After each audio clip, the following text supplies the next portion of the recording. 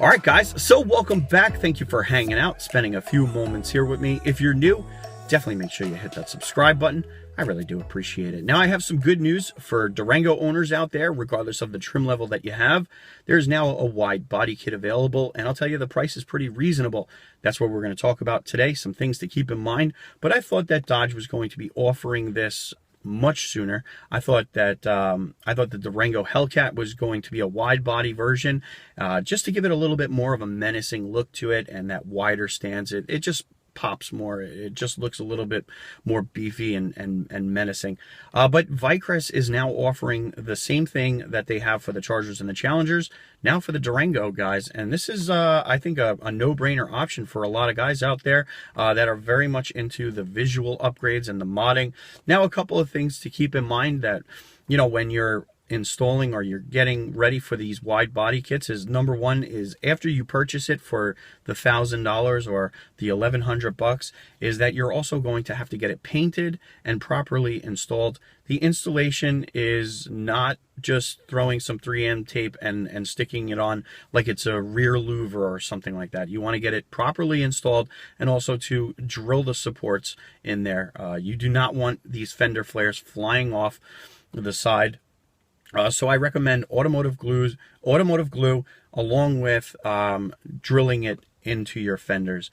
Another thing to keep in mind is that you're going to have to upgrade your wheels to accommodate the new offset, because if you keep your wheel and tire setup, it's going to have a very concaved look to it. Doesn't look right. So you're going to have to get new wheels to kick them out again. You could go with spacers, but I recommend, you know, you doing it the right way. Get the right wheel and tire combination to make it look overall really nice. Now, I don't know about the Durango suspension. You might have a stiffer suspension, so you might not have to actually cut the fenders. I would also recommend a suspension upgrade to stiffen it. And this way, when you're riding along and you hit a pothole or a speed bump or whatnot, you don't end up hitting that fender flare. And I've heard quite a few people having issues with that.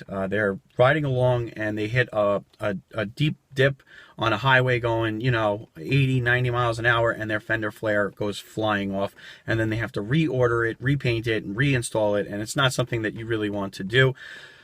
We've had the Chargers and the Challenger guys have had these wide body kits now for well over a year, and there's quite a few lessons to be learned.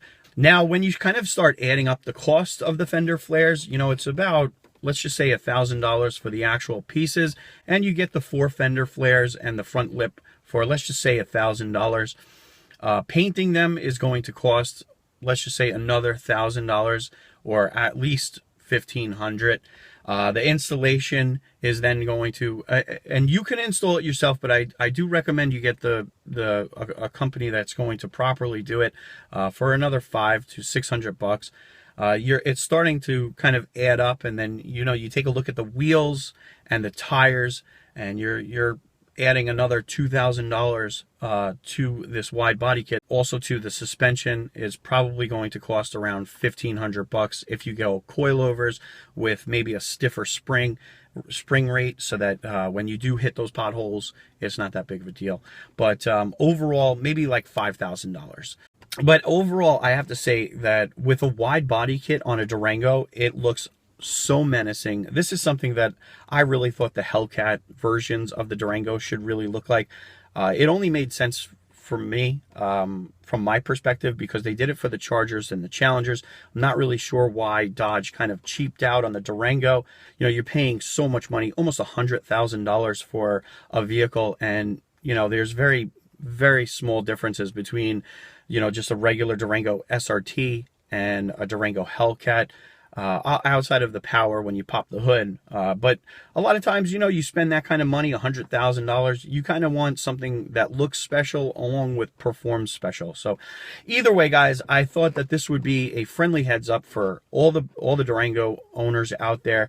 I know I don't really produce a lot of Durango content, but you know, when I can, I can. So all right, guys, let me know what you think in the comments below. I think this is something cool for the Durango, guys, and I'll check you guys on the next upload.